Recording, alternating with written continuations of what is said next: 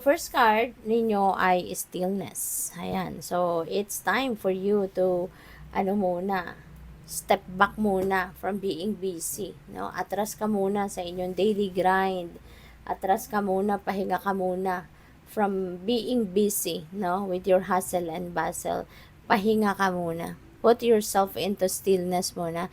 Kasi kailangan mo dito na magpahinga. Kailangan mo dito na pagpahingahin mo ang katawan, give your mind some rest, ganyan, para makalma ka muna, yung ganyan. Kasi baka meron ditong kumbaga exhaustion, no, na nararanasan.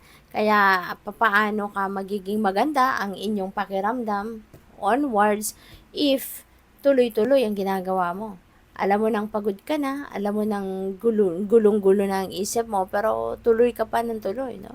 So, hindi magkakaroon or hindi magbubunga ng maganda ang ganyan, no, na ipakiramdam. Mas lalo ka lang dyan magkakamali kasi hindi ka naman na makakapag-concentrate na maayos, hindi ba? Kung ikaw ay gulong-gulo na, pagod na, yung ganyan.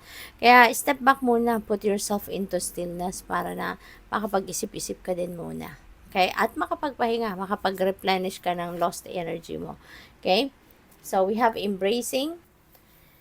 So, siguro Taurus, ang iba sa inyo dito, you are, at this time, parang you are soaked in various kinds of emotions. Pwedeng mixed emotions ang nararamdaman ninyo.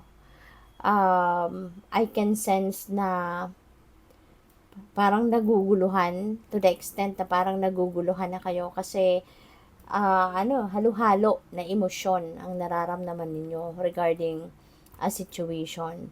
But with the embracing energy, parang you're just going to embrace whatever kind of emotions ang nararamdaman mo sa ngayon.